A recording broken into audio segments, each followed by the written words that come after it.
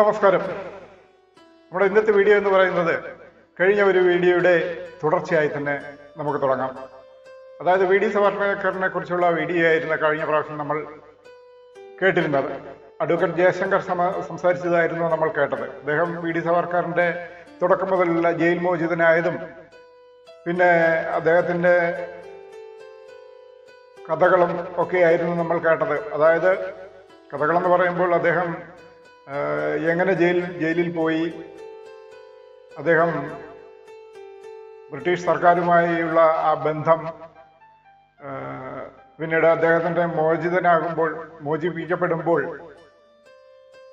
എഴുതി കൊടുത്ത ലേഖനങ്ങളും ഒക്കെ നമ്മൾ കേട്ടിരുന്നു. അവസാനം 1937 ബോംബെ സർക്കാർ നിലവിൽ വന്നപ്പോഴാണ് അദ്ദേഹത്തെ ജയിൽ മോചിതനാക്കിയത്. അവിടെ മുതലുള്ള നമ്മൾക്ക് ഇനിയുള്ള അദ്ദേഹത്തിന്റെ ജീവിത ചരിത്ര കഥയാണ് ഇനി നമുക്ക് മനസ്സിലാക്കേണ്ടത്. വി ഡി സവർക്കർ ആരായിരുന്നു എന്ന് നമ്മൾ മനസ്സിലാക്കി. ഇനി അദ്ദേഹത്തിന്റെ ജീവിതത്തിലൂടെ നമുക്കൊന്ന് കടന്നു പോകാം. അദ്ദേഹത്തിന്റെ മരണം വരെ. മരണം എന്ന് പറയുമ്പോൾ അദ്ദേഹത്തിന്റെ ലേഖനത്തിൽ തന്നെ എഴുതി വെച്ചിട്ടുണ്ടായിരുന്നു, എൻ്റെ ശവസംസ്കാരം ഒരു മതപരമായ യാതൊരു ചടങ്ങുകളിൽ കൂടിയും ആയിരിക്കരുത് എന്ന് അദ്ദേഹം എഴുതി വെച്ചിട്ടുണ്ടായിരുന്നു. അതനുസരിച്ചാണ് വി ഡി സവർക്കറിനെ ബോംബെയിലെ ഒരു പൊതു സംസ്ഥാനത്തിൽ, ഇലക്ട്രിക് സംസ്ഥാനത്തിൽ സംസ്കരിക്കുകയുണ്ടായത്. അതുവരെയുള്ള കഥകൾ നമുക്ക് മനസ്സിലാക്കാം. അതിനുശേഷം അടുത്ത വീഡിയോയിൽ വീണ്ടും നമുക്ക് കാണാം. ഇപ്പോൾ നമ്മൾ അഡ്വക്കേറ്റ് ജയശങ്കറിന്റെ വാക്കുകളിലേക്ക് നമുക്കൊന്ന് പോയി നോക്കാം. ഇനി നമ്മൾ സവർക്കറുടെ ബാക്കി ജീവിത കഥയിലേക്ക് കിടക്കുക.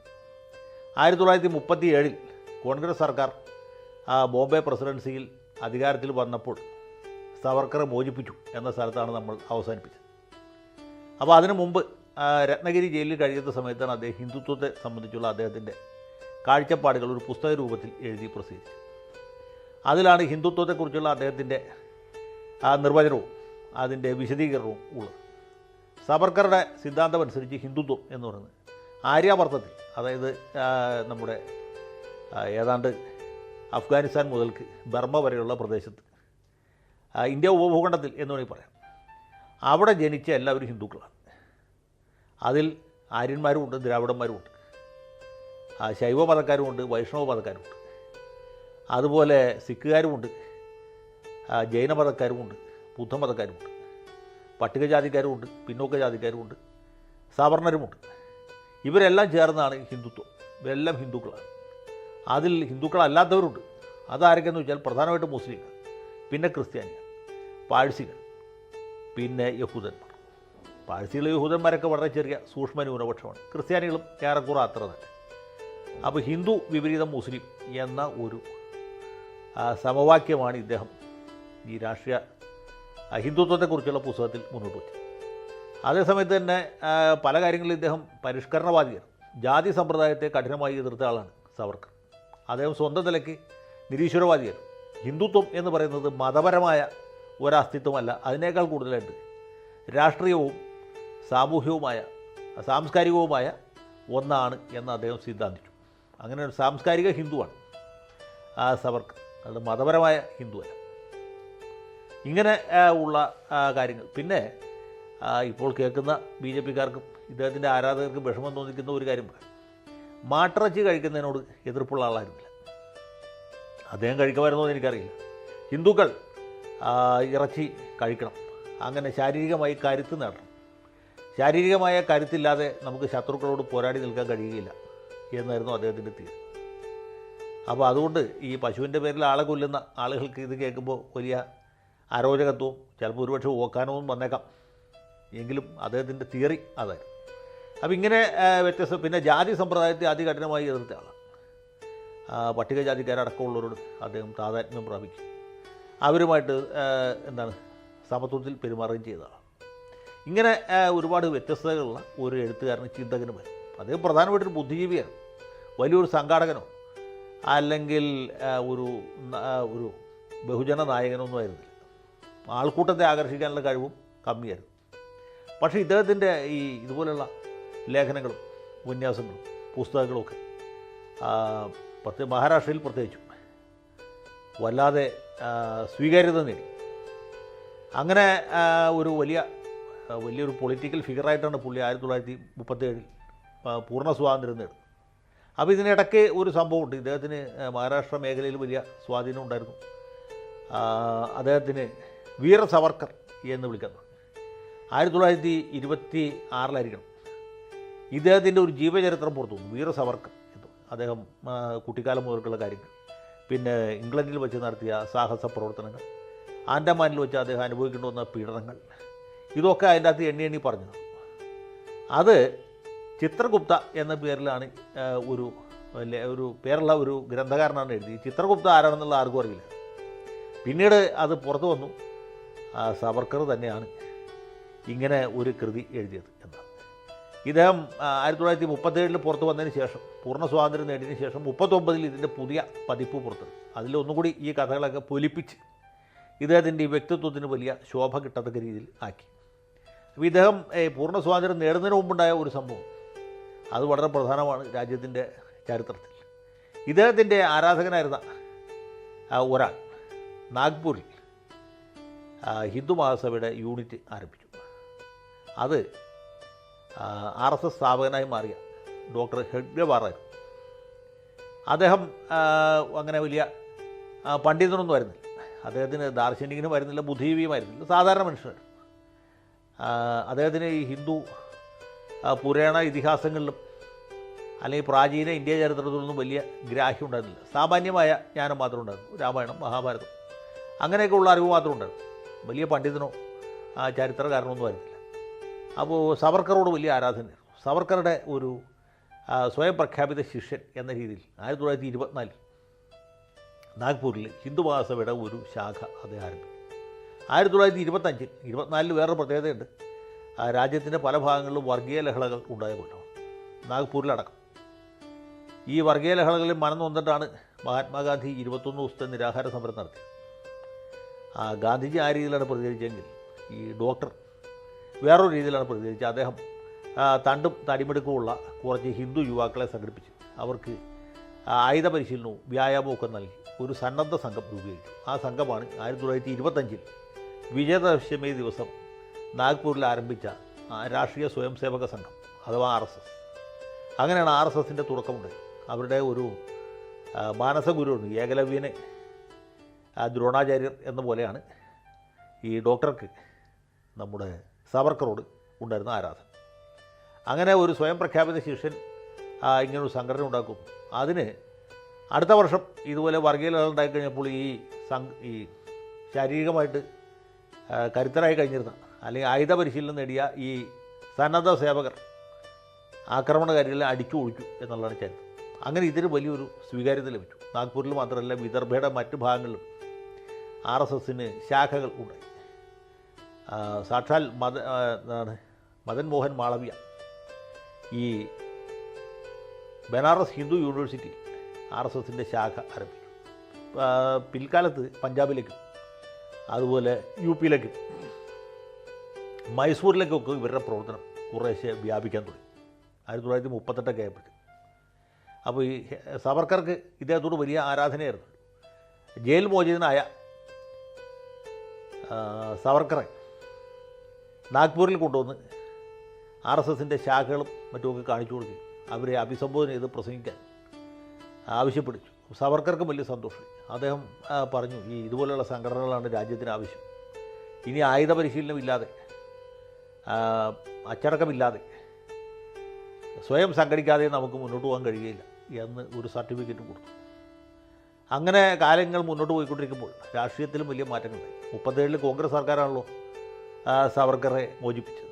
37 ശേഷം ഒരിക്കലും അദ്ദേഹം ബ്രിട്ടീഷ് സർക്കാരിനെതിരായിട്ട് യാതൊരു പ്രവൃത്തിയും ചെയ്തതായിട്ട് നമുക്കറിയില്ല.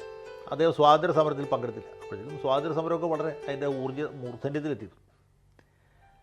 സ്വാതന്ത്ര്യ സമരത്തിൽ പങ്കെടുത്തില്ല. 31 ഉപ്പ് സത്യാഗ്രഹം നടക്കുന്നുണ്ട്. അപ്പോൾ അദ്ദേഹം വീട്ടുതടങ്കൽ പോലുള്ള അവസ്ഥയിലാണ്, രത്നഗിരിയിൽ തന്നെയാണ്. അതിനുശേഷം 37 തെരഞ്ഞെടുപ്പിൽ ഈ 37 ജയിൽ മോചിതനായ സവർക്കർ ഹിന്ദു മഹാസഭയുടെ അധ്യക്ഷ സ്ഥാനത്തെത്തി.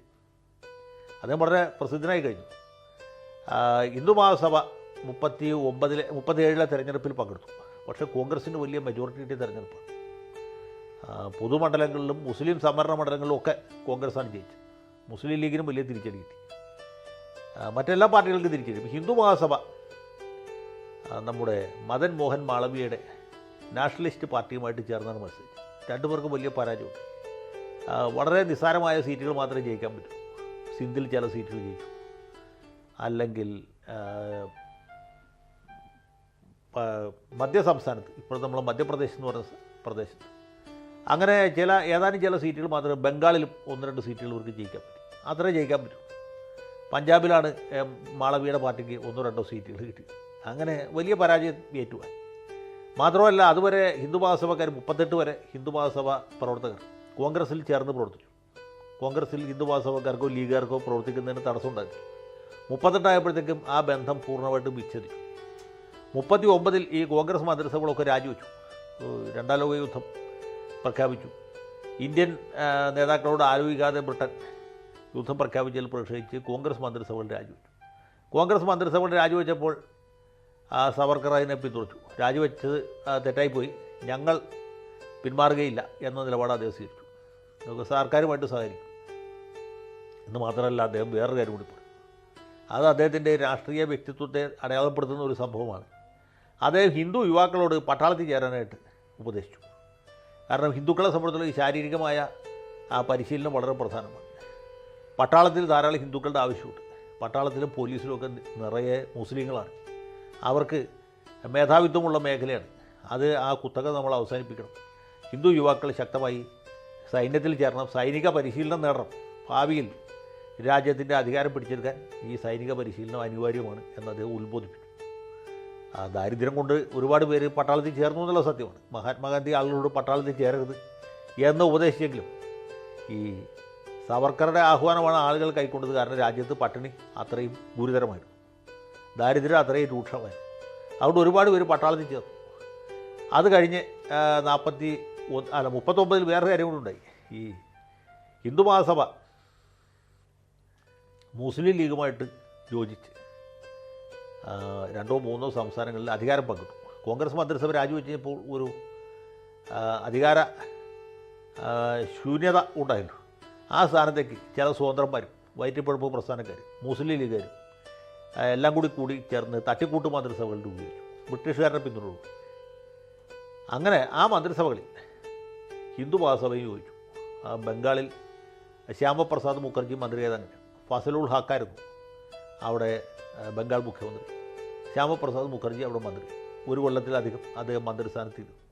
അതുപോലെ സിന്ധിൽ മറ്റ് സംസ്ഥാനങ്ങളിലൊക്കെ നോർത്ത് വെസ്റ്റ് ഫ്രോണ്ടിയർ വടക്ക് പടിഞ്ഞാറൻ അതിർത്തി പ്രവിശ്യയിലും ഹിന്ദു മഹാസഭയും മുസ്ലിം ലീഗും ചേർന്ന് അധികാരം പങ്കിട്ടു എന്നാണ് ചരിത്രം. മുസ്ലിം ലീഗിനോട് പുള്ളിക്ക് അങ്ങനെ തൊട്ടുകൂടായ്മയൊന്നും ഉണ്ടായിരുന്നില്ല. അധികാരത്തിന് വേണ്ടിയിട്ട് ആരുമായിട്ട് യോജിക്കാം എന്ന പ്രായോഗിക സമീപനക്കാരനായിരുന്നു. അതുമാത്രമല്ല, 37 തന്നെ അദ്ദേഹം ദ്വിരാഷ്ട്രവാദം ഉന്നയിച്ചു. അത് ഈ 37-38 ഒരു പ്രത്യേകതയുണ്ട്. യൂറോപ്പിൽ ഹിറ്റ്ലർ അതീവ ശക്തനായി കഴിഞ്ഞു. ഹിറ്റ്ലർ ബ്രിട്ടീഷ് സാമ്രാജ്യത്തെ വെല്ലുവിളിക്കണം. റൈൻ നദി വീണ്ടും മിലിറ്ററൈസ് ചെയ്തു. പോളണ്ടിന് നേരെ കണ്ണുരുട്ടു.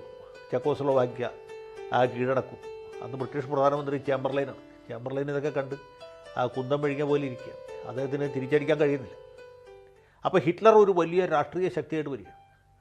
ഹിറ്റ്ലറോട് ആരാധനയുള്ള ഒരുപാട് ആളുകൾ ഇന്ത്യയിലും ഉണ്ടായിരുന്നു കേട്ടോ. ഇന്ത്യയിൽ സവർക്കർ മാത്രമല്ല, വേറെ ഒരുപാട് പേരുണ്ട്.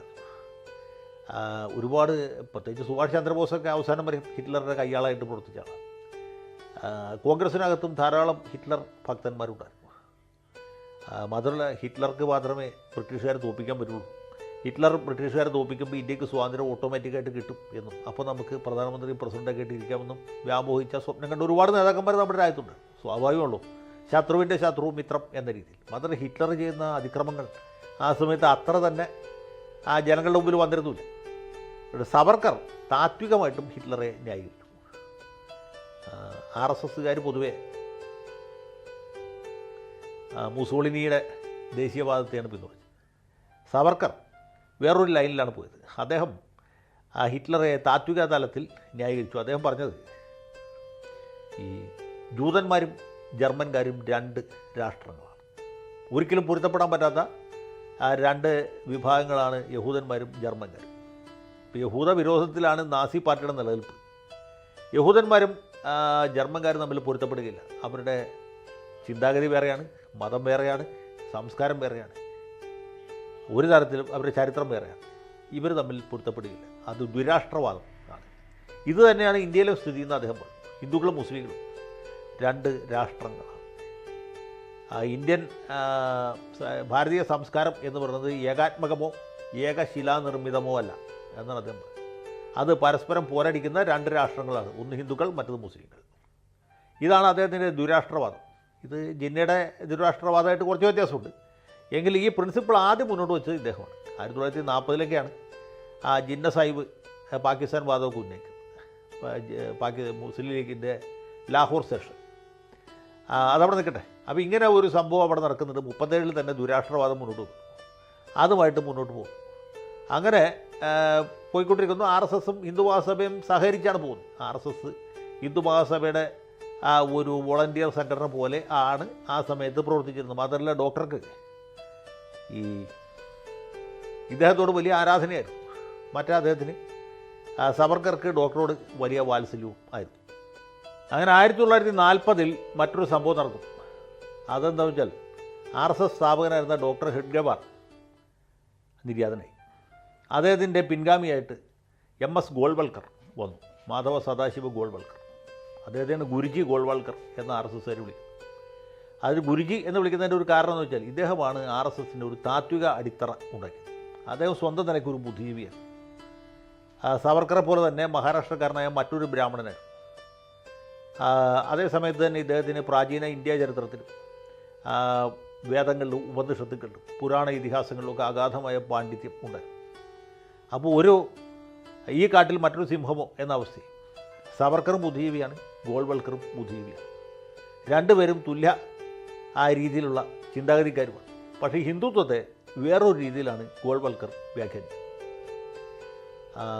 ഇതേ മെറ്റീരിയലൊക്കെ സെയിമാണ്, പക്ഷേ അതിൻ്റെ റിസൾട്ട് വേറെയാണ്. രണ്ടുപേരും ചിന്തകന്മാരായതുകൊണ്ട് രണ്ട് തരത്തിലാണ്. സാഹസികതയിൽ മാത്രമാണ് ഗോൾവൽക്കർ സവർക്കറേക്കാൾ അല്പം പിന്നിലായിപ്പോയി. കാരണം സവർക്കർ വലിയ സാഹസികനാണ്, എന്തും ചെയ്യാൻ പഠിക്കാത്ത ആളാണ്, ഡെയർ ഡബിൾ ഭാസ്കരൻ ആണ്. നേരെ വെച്ച് ഗോൾവൽക്കർക്ക് അതുപോലുള്ള അതിക്രമങ്ങളൊന്നും ചെയ്യാൻ പറ്റില്ല. ജയിലിൽ ചാടാനോ അല്ലെങ്കിൽ കപ്പലിൽ നിന്ന് ചാടി നീന്താനോ ജയിലിൽ പോകാനോ ഒന്നും സാധിക്കില്ല. അതൊന്നും ചെയ്യാൻ പറ്റിയ ആളല്ല.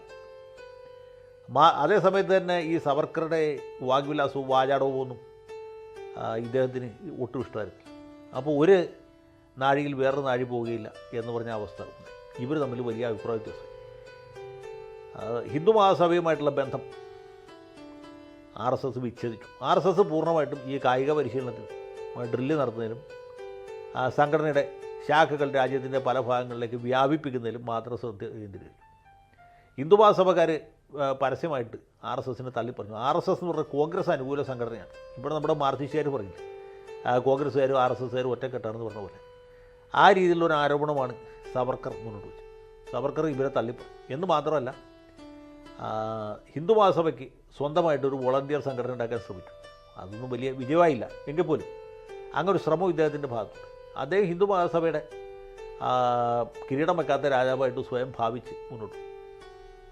അപ്പോഴത്തേക്കും കാലം പിന്നെ മുന്നോട്ട് പോവുകയാണ്. 42 ക്വിറ്റ് ഇന്ത്യ സമരം ഉണ്ടാവും. ക്വിറ്റ് ഇന്ത്യ സമരത്തെ കമ്മ്യൂണിസ്റ്റ് പാർട്ടി തള്ളിപ്പറഞ്ഞു, മുസ്ലിം ലീഗ് തള്ളിപ്പറഞ്ഞു, ഹിന്ദു മഹാസഭയും തള്ളിപ്പറഞ്ഞു.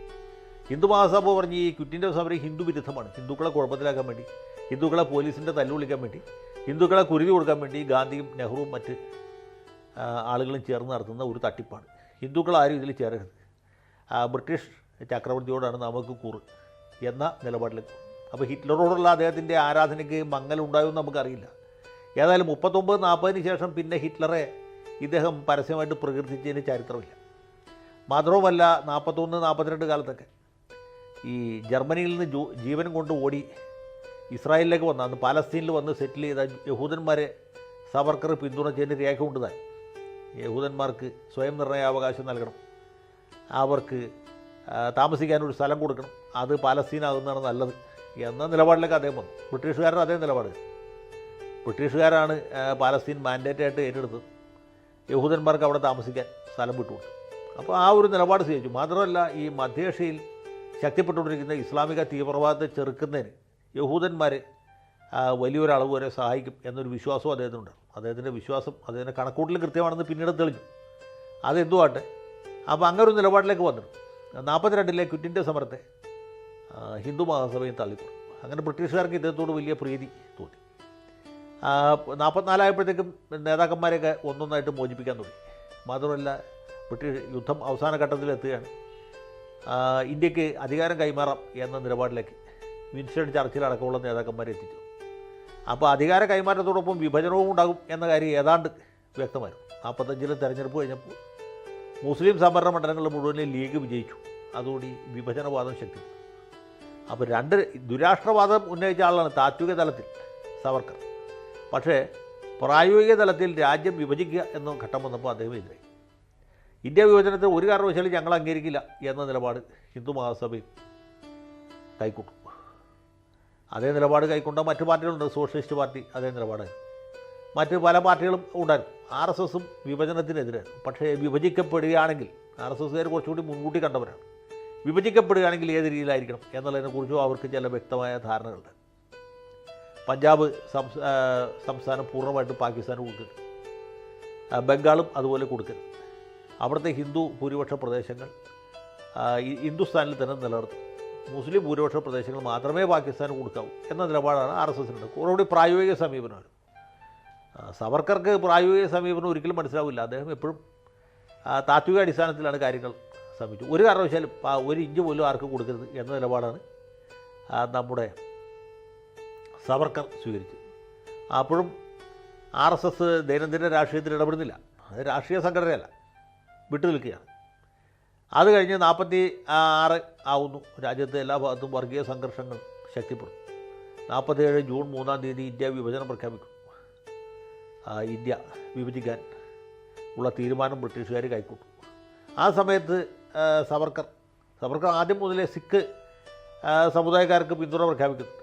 ഹിന്ദുസ്ഥാനും പാകിസ്ഥാനും പോലെ ഒരു സിക്കിസ്ഥാനും ആവശ്യമാണ് എന്ന ഒരു തിയറി പുള്ളി മുന്നോട്ട് വെച്ചു. സിഖുകാർക്ക് പ്രത്യേക രാഷ്ട്രം വേണം, പഞ്ചാബിൻ്റെ ഒരു ഭാഗം ഇവർക്ക് പതിച്ചു കൊടുക്കണം എന്ന നിലപാട് പുള്ളി എടുക്കുന്നു. അതാണ് പിന്നീട് താരാസിംഗ് ഏറ്റെടുത്ത് സിക്കിസ്ഥാൻ എന്ന നിലപാടിലേക്ക് പോകുന്നു. പിന്നീട് ഖാലിസ്ഥാൻ എന്ന പേരിൽ അത് പ്രസിദ്ധമായി. അങ്ങനെ സവർക്കർ അവിടെയും അദ്ദേഹത്തിൻ്റെ ഒരു വ്യക്തിമുദ്ര പതിപ്പിച്ചു എന്ന് നമുക്ക് പറയാതിരിക്കാൻ നിവൃത്തി. 47 ഇന്ത്യക്ക് സ്വാതന്ത്ര്യം കിട്ടുന്നു. സവർക്കർ വളരെയധികം കോപാകുലനാവും.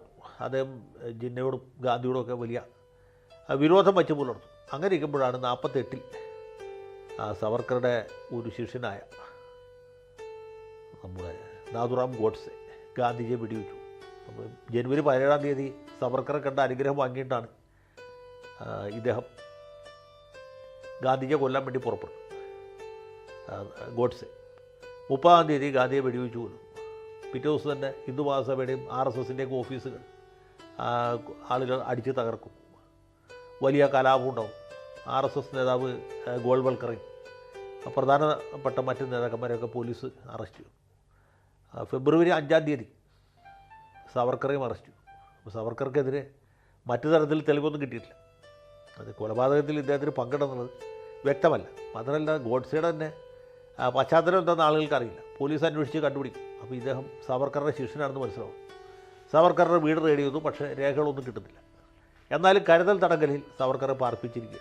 ഗോൾവൽക്കറും ഒക്കെ കരുതൽ തടങ്കലിൽ തന്നെയാണ്. പിന്നീട് പോലീസ് സീരിയസ് ആയിട്ട് നടത്തിയ അന്വേഷണത്തിലാണ് സവർക്കറുടെ ആശീർവാദത്തോടുകൂടിയാണ് ഗോഡ്സെയും ആപ്റ്റയും ഡൽഹിക്ക് പോയത്, തോക്ക് സംഘടിപ്പിച്ചത്, ഗാന്ധിയെ വെടിവെച്ചത്. ഇതിൽ ഗൂഢാലോചനയിൽ സവർക്കർക്ക് പങ്കുണ്ട് എന്ന് കണ്ടെത്തി. അതോടുകൂടി ഈ സംഗതി വളരെ ഗൗരവമായി. തുടർന്ന് ഇദ്ദേഹത്തെ പ്രതിയാക്കി. കൊലക്കേസിൽ 8-ാം പ്രതി സ്ഥാനത്തേക്ക് എത്തി.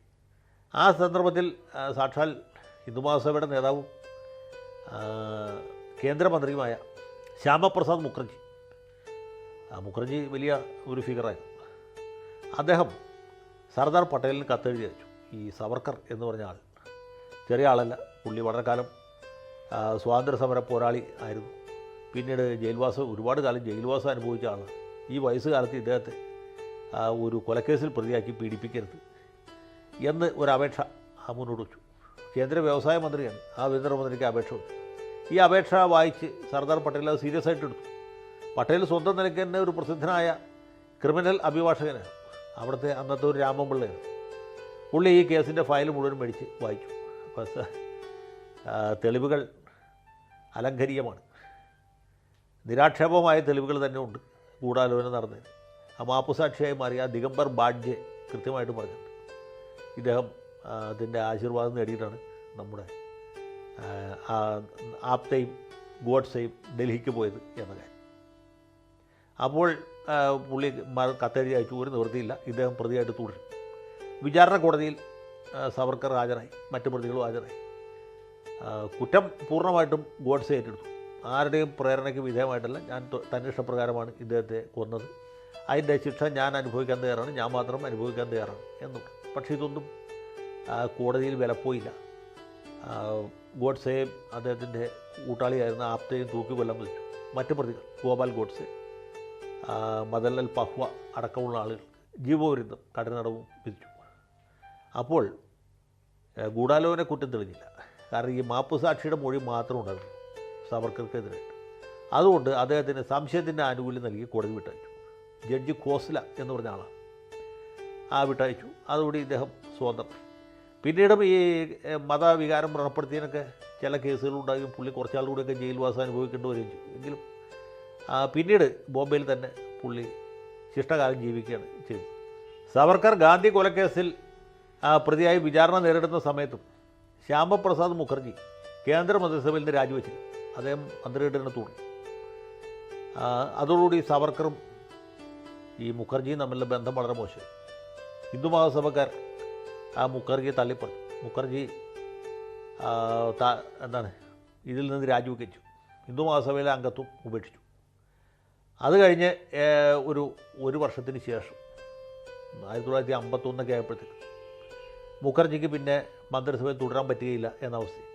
കാരണം കിഴക്കൻ പാകിസ്ഥാനിലുണ്ടായ ചില വർഗീയ ലഹളകൾ, അതേ തുടർന്ന് അവിടുത്തെ ഹിന്ദുക്കൾക്ക് നേരെ വലിയ ആക്രമണം നടക്കുന്നു എന്ന സാഹചര്യം ചൂണ്ടിക്കാണിച്ച് മുഖർജി മന്ത്രിസഭയിൽ നിന്ന് രാജിവെച്ചു.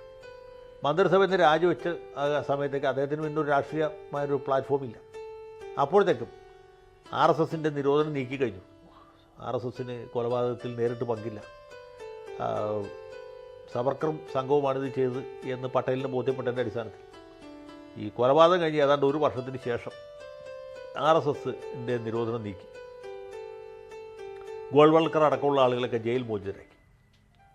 അപ്പോൾ ജയിലിൻ്റെ പുറത്തായിരിക്കുന്ന സമയത്തും ജയിലിലായിരിക്കുന്ന സമയത്തും ഇവർ മറ്റ് ചില സിൽബന്ധികളെ ഉപയോഗിച്ചിട്ട് ഇതിൻ്റെ പ്രവർത്തനം പല രീതിയിൽ നടത്തിക്കൊണ്ടിരുന്നു, സാംസ്കാരിക സംഘടനയുടെ. അത് കഴിഞ്ഞ് ജയിലിൽ നിന്ന് മോചിതനായി വന്നപ്പോൾ ഗോൾവൾക്കർ എഴുതി കൊടുത്തു, ഞങ്ങൾ രാഷ്ട്രീയം ഉപേക്ഷിക്കുകയാണ്, ഞങ്ങൾ ഒരിക്കലും സജീവ രാഷ്ട്രീയത്തിൽ പങ്കെടുക്കുകയില്ല, ഇത് ഒരു സന്നദ്ധ സംഘടന മാത്രമായിട്ട് നിലനിൽക്കും എന്ന് വ്യക്തമായി എഴുതി കൊടുത്തിട്ടാണ് ജയിൽ മോചിതനായത്. അതൊരു വ്യവസ്ഥയാണ്. ആ വ്യവസ്ഥ വെച്ച് ഒപ്പിട്ട് പോകും. അപ്പോൾ ഇങ്ങനെ ഒപ്പിട്ട് കൊടുത്തെങ്കിലും ഇവർ സജീവ രാഷ്ട്രീയത്തിൽ ശക്തമായിട്ട് ഇടപെടാൻ തന്നെ തീരുമാനിച്ചു. അങ്ങനെ RSS സ്പോൺസർ ചെയ്ത ഒരു രാഷ്ട്രീയ പാർട്ടി നിലവിൽ വന്നു. അതാണ് ഭാരതീയ ജനസംഘം. ജനസംഘത്തിൻ്റെ അധ്യക്ഷനായിട്ട് അതുവരെ RSSുമായിട്ട് ബന്ധമില്ലാതിരുന്ന, അതുവരെ ഹിന്ദു മഹാസഭക്കാരനായിരുന്ന കേന്ദ്രമന്ത്രിസഭയിൽ നിന്ന് രാജിവെച്ച ശ്യാമപ്രസാദ് മുഖർജിയെ തീരുമാനിക്കുകയും അദ്ദേഹത്തെ തിരഞ്ഞെടുപ്പിച്ചു. അപ്പോൾ മുഖർജി അതിൻ്റെ ഒരു ഫിഗർ ഹെഡ് മാത്രമായിരുന്നു.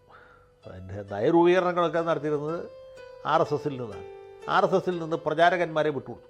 സുന്ദർ സിംഗ് ഭണ്ഡാരി, ദീൻദയാൽ ഉപാധ്യായ, ഇങ്ങനെയുള്ള ആളുകളൊക്കെ ഈ പുതിയ പാർട്ടി കെട്ടിപ്പടുക്കാനും അതിൻ്റെ സംഘടനാ സംവിധാനം ശക്തിപ്പെടുത്താനുമായിട്ട് വിട്ടുകൊടുത്തു. പിന്നീടാണ് അടൽ ബിഹാരി വാജ്പേയി, ലാൽകൃഷ്ണ അദ്വാനി മുതലായ പ്രചാരകന്മാരൊക്കെ ഇതിനകത്തേക്ക് വന്നു. പിന്നെ പ്രചാരകന്മാർ ധാരാളം നാനാജി ദേശ്മുഖ് അടക്കമുള്ള ആളുകൾ ശക്തമായിട്ട് വരികയും അവർ ഭാരതീയ ജനസംഘം എന്ന പേരിൽ ഒരു രാഷ്ട്രീയ പാർട്ടി രൂപീകരിച്ച് അവർ 1952 തെരഞ്ഞെടുപ്പിൽ മത്സരിച്ചു, 3 സീറ്റ് ജയിച്ചു. ഹിന്ദു മഹാസഭയും മത്സരിക്കുന്നുണ്ട് RSSനെതിരായിട്ട്, ജനസംഘത്തിനെതിരായിട്ട്. അവർ 4 സീറ്റ് ജയിച്ചു. അങ്ങനെ 4, 3, 7 സീറ്റ് കിട്ടി. പിന്നെ രാമരാജ്യ പരിഷത്ത് എന്ന് പറഞ്ഞാൽ ഹിന്ദുത്വവാദികളുടെ വേറൊരു പാർട്ടി ഉണ്ട്, അവർക്കും ഏതാണ്ട് 3 സീറ്റ് കിട്ടി. അങ്ങനെ എല്ലാം കൂടി ചേർത്ത് 10 സീറ്റാണ് ജയിച്ചത് ഹിന്ദുത്വ പാർട്ടികൾ 1951-52 ആദ്യത്തെ പൊതു തെരഞ്ഞെടുപ്പ്. അപ്പോൾ ഇതാണ് ഹിന്ദുത്വ രാഷ്ട്രീയത്തിൻ്റെ അന്നത്തെ ഒരു വളർച്ച. സവർക്കർക്ക് പ്രായാധിക്യം ബാധിക്കാൻ തുടങ്ങിയെങ്കിലും പുള്ളി വളരെ പയറുപോലെ നിൽക്കുന്നുണ്ട് ഓരോ ഘട്ടത്തിലും. ഡോക്ടർ അംബേദ്കർ 1956 ബുദ്ധമതം സ്വീകരിച്ചപ്പോൾ അതിനെ സവർക്കർ എതിർത്തു. ബുദ്ധമതത്തിലേക്ക് മാറുന്നതിൽ പ്രത്യേകിച്ച് കാര്യമൊന്നുമില്ല എന്ന് ഇദ്ദേഹത്തെ ഗുണദോഷിച്ചു. 1957 സവർക്കറും അതുപോലെ ബാലേന്ദ്രകുമാർ ഘോഷുമൊക്കെ ദേശീയ സ്വാതന്ത്ര്യ സമരത്തിന് നൽകിയ വലിയ സംഭാവനകളെ ആദരിക്കണം എന്നുള്ളൊരു പ്രമേയം പാർലമെൻറ്റിൽ വരുന്നുണ്ട്. അതിനെ ഈ ജനസംഘക്കാരും ഹിന്ദു മഹാസഭക്കാരും മാത്രമല്ല, അത്യാവശ്യം കമ്മ്യൂണിസ്റ്റ് പാർട്ടിയും പിന്തുണച്ചു എന്നാണ് ചരിത്ര ഗ്രന്ഥങ്ങളിൽ കാണുന്നത്. അത് കഴിഞ്ഞ് 59 കേരളത്തിൽ വിമോചന സമരം നടക്കുന്നു. വിമോചന സമരം നടന്നപ്പോൾ ജനസംഘവും RSSും ഒക്കെ വലിയ ഉത്സാഹത്തോടെ വിമോചന സമരത്തിൽ പങ്കെടുത്തു. പ്രധാനമായിട്ട് നടത്തിയത് കോൺഗ്രസ്സുകാരാണ്. പിന്നെ PSP ഉണ്ടായിരുന്നു, RSP ഉണ്ടായിരുന്നു, KSP ഉണ്ടായിരുന്നു, മുസ്ലിം ലീഗ് ഉണ്ടായിരുന്നു. അന്ന് ജനസംഘം നമ്മുടെ നാട്ടിൽ വളരെ കുറവാണ്, വളരെ കുറച്ചു. പക്ഷേ ഉണ്ടായിരുന്ന ജനസംഘക്കാർ വലിയ ഉത്സാഹത്തോടുകൂടി ഈ സമരത്തിൽ പങ്കെടുത്തു. ഇവരുടെ ജനസംഘത്തിൻ്റെ ദേശീയ നേതാക്കൾ നമ്മുടെ വാജ്പേയി അടക്കം കേരളത്തിൽ വന്ന് ഈ വിമോചന സമരത്തിന് വേണ്ടി അഥവാ കമ്മ്യൂണിസ്റ്റ് സർക്കാരിന് എതിരെ പ്രചരണം നടത്തി. കാരണം കമ്മ്യൂണിസ്റ്റുകാർ വളരെ കൊള്ളരാത്തവന്മാരാണെന്നാണ് ആ ഗുരുജിയുടെ ഗ്രന്ഥത്തിലുള്ളത്. മുസ്ലിങ്ങൾ ക്രിസ്ത്യാനികൾ കഴിഞ്ഞാൽ പിന്നെ കമ്മ്യൂണിസ്റ്റുകാരാണ് ഏറ്റവും ഹീനന്മാർ, ഏറ്റവും നീചന്മാർ, ഏറ്റവും മ്ലേച്ഛന്മാർ എന്നാണ് അവരുടെ തീർപ്പ്. പക്ഷേ സവർക്കർക്ക് കമ്മ്യൂണിസ്റ്റുകാരോട് അത്രയും വലിയ എതിർപ്പുണ്ടായിരുന്നില്ല. കാരണം അദ്ദേഹം നിരീശ്വരവാദിയാണ്, സ്ഥിതി സമത്വത്തിന് വേണ്ടി നിലനിൽക്കുന്ന ആളാണ്. അത് ഹിന്ദുത്വം വഴിയായിരിക്കണം എന്ന് മാത്രമേ ഉള്ളൂ. 1959 സവർക്കറും അദ്ദേഹത്തിൻ്റെ അത്യുത്തമ ശിഷ്യനായിരുന്നു NC ചാറ്റർജി. ഈ ചാറ്റർജിയുടെ മകനാണ് പിൽക്കാലത്ത് CPM നേതാവും വലിയ പാർലമെൻറ്റേറിയനുമായി തീർന്ന സോംനാഥ് ചാറ്റർജി. നിർമ്മൽ ചന്ദ് ചാറ്റർജി എന്നാണ് സീനിയർ ചാറ്റർജിയുടെ പേര്. അദ്ദേഹം കൽക്കട്ടയിലെ പ്രസിദ്ധനായ ഒരു അഭിഭാഷകനായിരുന്നു. NC ചാറ്റർജിയും ഒക്കെ കമ്മ്യൂണിസ്റ്റ് സർക്കാരിന് പിന്തുണ പ്രഖ്യാപിച്ചു. അതിന് സവർക്കർ പറഞ്ഞ ന്യായം EMS നമ്പൂതിരിപ്പാട് ഒരു ഹിന്ദുവാണ്, അദ്ദേഹത്തിൻ്റെ മന്ത്രിസഭയെ അട്ടിമറിക്കാനാണ് ഈ കേരളത്തിലെ കാപാലികന്മാരായ കത്തോലിക്കരും മറ്റ് ക്രൈസ്തവ നേതാക്കന്മാർ ശ്രമിക്കുന്നത്. അപ്പോൾ ഹിന്ദുക്കൾക്കെതിരായ ക്രിസ്ത്യാനികളുടെ അട്ടിമറിയാണ് വിമോചന സമരം. അതിനെ ഒരു കാരണവശാലും നമ്മൾ അംഗീകരിക്കില്ല.